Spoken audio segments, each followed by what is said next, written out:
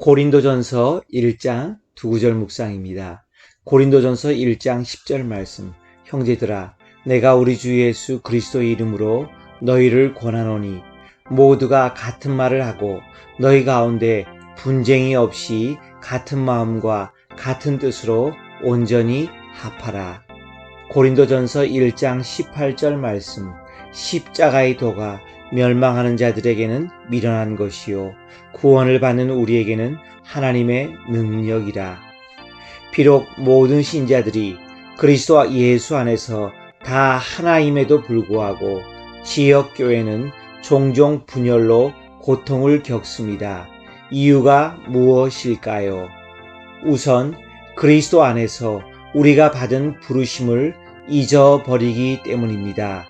오직 하나님의 은혜로 말미암아 우리는 부르심을 받았습니다. 이 사실은 우리를 겸손하게 하고 서로 사랑하도록 격려해야 합니다. 또 다른 요인은 우리가 인간 지도자를 따르고 끼리끼리 팬클럽을 만드는 경향이 있기 때문입니다. 그리스도께서는 우리를 위해 죽으셨고 우리를 축복하기 위해 살아계십니다. 그리스도는 탁월하신 지도자입니다. 그러므로 우리는 탁월하신 그분을 중심으로 하나 되어야 합니다. 세 번째 요인은 인간의 지혜와 철학에 의존하기 때문입니다. 고린도에는 그러한 지혜와 철학이 많이 있었습니다. 세상의 지혜가 교회 안으로 스며들었지만 하나님의 지혜와 섞이지는 않습니다. 신학자들이 다양한 신학을 통해 하나님의 말씀을 해석하려고 시도했습니다. 그러나 그것들이 하나님의 말씀은 아닙니다. 그것들이 분열의 원인이 되도록 허용하지 말아야 합니다. 고린도전서 2장 두 구절 묵상입니다. 2장 5절 말씀. 너희 믿음이 사람의 지혜에 있지 아니하고 다만 하나님의 능력에 있게 하려 하였노라. 고린도전서 2장 10절 말씀. 오직 하나님이 성령으로 이것을 우리에게 보이셨으니 성령은 모든 것 곧 하나님의 깊은 것까지도 통달하시느니라. 능력. 바울은 웅변과 지적인 탁월함에 의존하는 고린도의 순회 교사들을 본받지 않았습니다. 바울의 믿음은 자신을 믿는 것이 아니라 하나님을 굳건히 믿는 믿음이었습니다. 그는 죄인들이 그리스도의 능력을 신뢰하기를 원했습니다. 우리는 하나님을 섬길 능력이 부족하다고 생각할 수 있지만 하나님은 우리의 연약함을 강인함으로 바꾸어 주실 수 있습니다. 복음은 여전히 역사하고 있습니다. 지혜.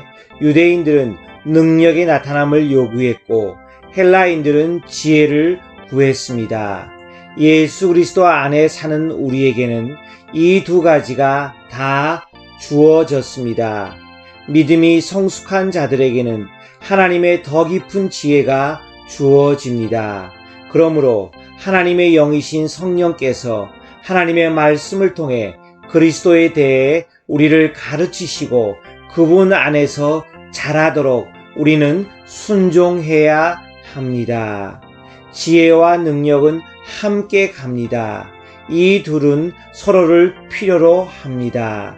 이 둘은 그리스도인들의 삶의 균형을 유지해 줍니다. 고린도전서 3장 두 구절 묵상입니다. 고린도전서 3장 6절 말씀. 나는 심었고 아볼로는 물을 주었으되 오직 하나님께서 자라나게 하셨나니. 고린도전서 3장 13절 말씀.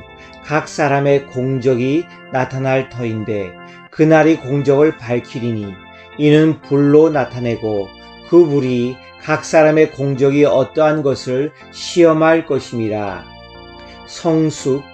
우리는 영양가 있는 하나님의 말씀의 젖을 먹은 양에 비례하여 자랄 수 있습니다. 단단한 음식을 먹지 못하면 우리는 강건한 믿음의 사람으로 자랄 수 없습니다.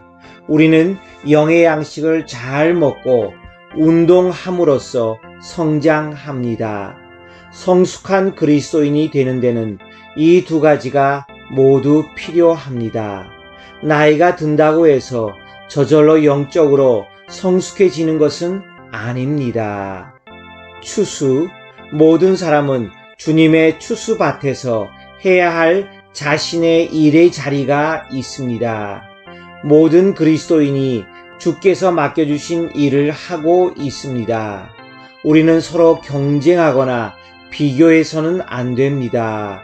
왜냐하면 주님만이 그 일을 인정해 주시고 보상해 주시기 때문입니다. 예수 그리스도만이 이 추수밭의 주인이시므로 일하는 종이 누구인지는 중요하지 않습니다. 건물, 바울은 우리가 사역하면서 세우는 지역교회와 이 교회를 세울 때 넣는 영적인 재료에 대해 기록하고 있습니다. 하나님의 말씀을 사람의 지혜로 대치하는 것은 장차 불에 타서 없어질 재료로 지역교회를 건축하는 것과 같습니다. 하나님께 영광을 돌림. 고린도의 신자들은 인간 교사와 인간의 지혜를 자랑했기 때문에 하나님께 속해야 했던 영광을 도둑질했습니다. 아무도 사람을 자랑하지 말라는 것은 제안이 아니라 주님의 명령입니다. 고린도전서 4장 9절 묵상입니다. 고린도전서 4장 7절 말씀. 누가 너를 남달리 구별하였느냐? 내게 있는 것 중에 받지 아니한 것이 무엇이냐? 내가 받았은즉 어찌하여 받지 아니한 것 같이 자랑하느냐? 고린도전서 4장 9절 말씀입니다. 내가 생각하건대 하나님이 사도인 우리를 죽이기로 작정된 자같이 끄트머리에 두셨음에 우리는 세계 곧 천사와 사람에게 구경거리가 되었노라. 인생은 청지기이므로 우리는 사명에 충실해야 합니다. 우리는 우리 자신을 판단하고 다른 사람들은 우리를 판단합니다. 그러나 최후의 심판자는 주님이십니다.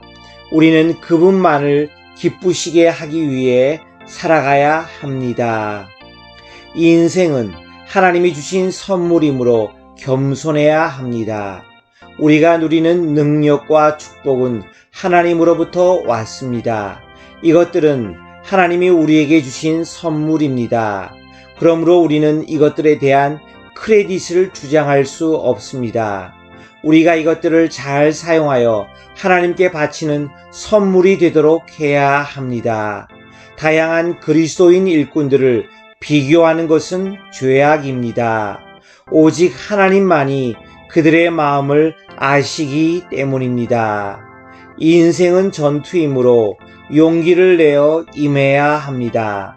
사도들은 가장 위대한 그리스도인들이었지만 이 땅에서 더러운 오물과 만물의 찌꺼기처럼 여김 받았습니다. 인생은 학교이므로 가르침을 잘 받아들여야 합니다.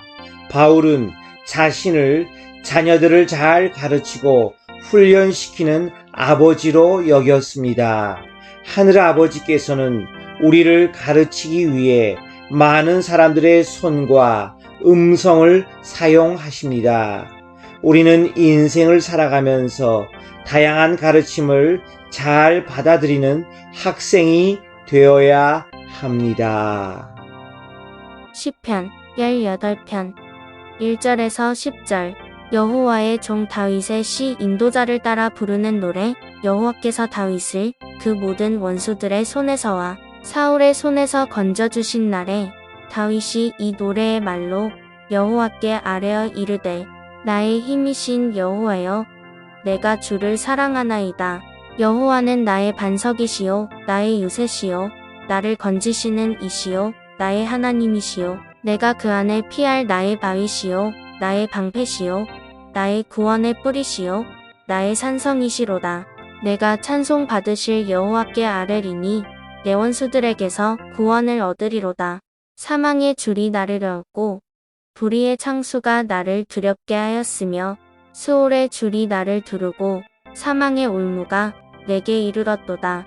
내가 환난 중에서 여호와께 아뢰며 나의 하나님께 부르짖었더니 그가 그의 성전에서 내 소리를 들으심이여 그의 앞에서 나의 부르짖음이 그의 귀에 들렸도다. 이에 땅이 진동하고 산들의 터도 요동하였으니 그의 진노로 말미암음이로다. 그의 코에서 연기가 오르고 입에서 불이 나와 사름이여 그 불에 숯이 피었도다.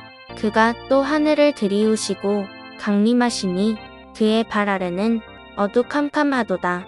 그룹을 타고 다니시며 바람 날개를 타고 높이 솟아오르셨도다.